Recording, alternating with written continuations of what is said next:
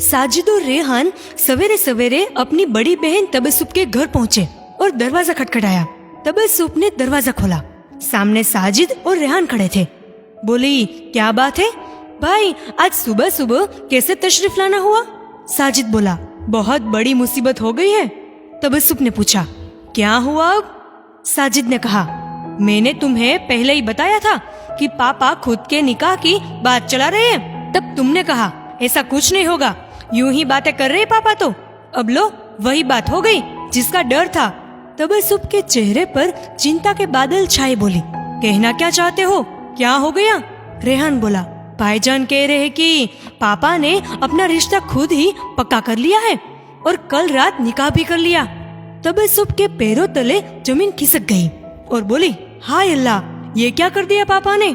साजिद धीरे बोला, जब मैं तुम लोगों को अलर्ट कर रहा था तब तुम्हें मेरी बातें फालतू लग रही थी। अब नई अम्मा को झेलना सब। तबस्सुम बोली, मैं तो किसी को अपनी माँ न मानूं। वो पापा की बीवी जरूर हो सकती है पर मेरी माँ नहीं। रेहान ने कहा, आपके मानने या ना मानने से क्या होगा, दुनिया तो मानेंगी ना। तबस्सुम बोली, पापा से अब खुलकर बात करनी पड़ेगी। कौन है वो औरत और कहाँ की है जिससे पापा ने निकाह की है? साजिद बोला, मुझे सिर्फ इतना पता है कि वो जयपुर की है, इससे ज्यादा कोई जानकारी नहीं है मेरे पास। अभी पापा जयपुर में ही हैं, शाम को आएंगे। ये बात मुझे उनके दोस्त ने बताई। पत्नी के देहांत के बाद औलाद ने बिल्कुल ध्यान देना बंद कर दिया था। बहुएं रूखा व्यवहार करती थी और लड़के जुबान लड़ाने लग गए थे। लगातार हो रहे दुर्व्यवहार और उपेक्षा के कारण कुछ महीने पहले पिता ने खुद को पास से स्थित पुराने घर में शिफ्ट कर लिया था। बच्चे सुबह शाम खाना फेंक देते थे और कपड़े धुल जाते थे। बस पिछले 6 महीने से पिता अकेले ही रह रहे थे। कोई उन्हें मना कर साथ रहने के लिए घर नहीं लाया। उसी दिन शाम को तीनों भाई बहन पापा के मकान पर पहुँचे। पिता बाहर वाले कमरे में बैठे थे।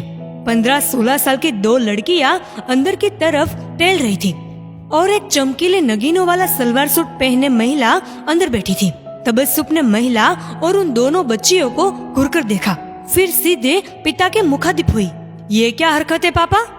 पिता चुप रहे। तभी साजिद और रेहान बोलने लगे, पापा आपने बहुत गलत कदम उठाया है।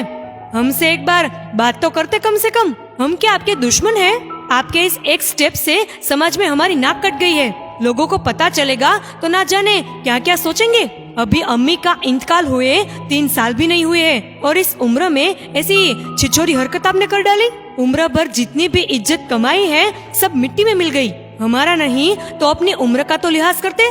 63 साल के होने को आए हो आप। पिता लड़कों की बात बीच में काटकर बोले, इस उम्र से क्या मतलब है? क्या मेरी जिंदगी खत्म हो गई? क्या मैं कब्र में चला गया? देखो बेटा, मैंने निकाह किया है, कोई रखेल लाकर नहीं रखी। निकाह तो जायज काम है। अल्लाह ने मर्द औरत का जोड़ा बनाया है। मैं रखेल लाकर रखता तो तुम्हारी नाक कटती। मैंने तो शादी की है। दूसरी शादी करने के कुछ बड़े कारण थे। तुम्हारी अम्मी के मर जाने के बाद मुझे ऐसा लगने लगा कि मैं भी मर गया हूँ। मैं थोड़ा कमजोर हुआ तो तुम लोगों के बात करने का टोन ही बदल गया। पिछले 6 महीने से तुमसे यहाँ 50 कदम दूर घर में पड़ा हूँ। तुम कितनी बार मेरा हाल जानने आए? बच्चों के हाथ खाने की प्लेट भिजवा दी तो बस हो गया? इतना एहसान तो लोग जानवरों के साथ भी कर देते हैं। तब तुम्हारी नाक नहीं कट रही थी?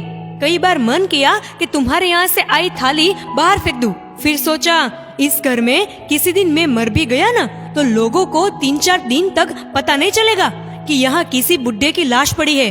बस सिर्फ इसी अंजाम से डर कर तुम्हारे घर का खाना खा लेता था ताकि तुम्हें मेरे जीने मरने की खबर रहे। तुम्हें लगता है कि बुड्ढा 2-3 साल में मर जाएगा। कुछ लोग हर बुड्ढे को देखकर यही सोचते हैं कि ये इसके मरने की उम्र है, जबकि मरने की कोई उम्र नहीं होती। इंसान किसी भी उम्र में मर सकता है। हमने इंसानों को पैदा होते ही मरते देखा है और 100 साल से ज्यादा जिंदा रहते भी देखा है। जिस औरत से मैंने निकाह किया है ये 15 साल पहले ही बेवा हो गई थी। 2 बच्चियां हैं उसकी। कुछ साल बाद दोनों की शादी करवा दूंगा। मेरे निकाह के फैसले से 4 जिंदगियां रोशन हुई है। 2 जिंदगियां हमारी और 2 इन बच्चियों की। 30,000 रुपये सरकार मुझे पेंशन दे रही है, वो किस काम आएगी? इस बेचारी को तो 500 रुपये ही विधवा पेंशन मिल रही थी।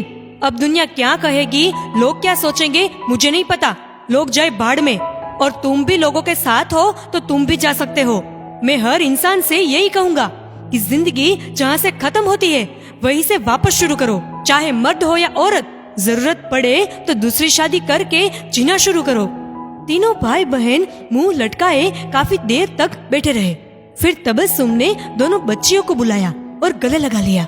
साजिद और रेहान ने भी पिता से माफी मांगी और बोले, पापा ऐसे सूखा सूखा निकाह नहीं चलेगा, दावत की तैयारी करनी पड़ेगी। दोस्तों, इस वीडियो को लेकर आपकी क्या राय है नीचे कमेंट करके जरूर बताइएगा। अगर आपको ये वीडियो अच्छा लगा हो तो इस वीडियो को लाइक करिएगा, शेयर करिएगा ज्यादा से ज्यादा लोगों तक, और ऐसी और भी इंस्पिरेशनल वीडियोस के लिए सब्सक्राइब करें हमारे यूट्यूब चैनल को और फेसबुक पर फॉलो करें हमारे पेज को। धन्यवाद।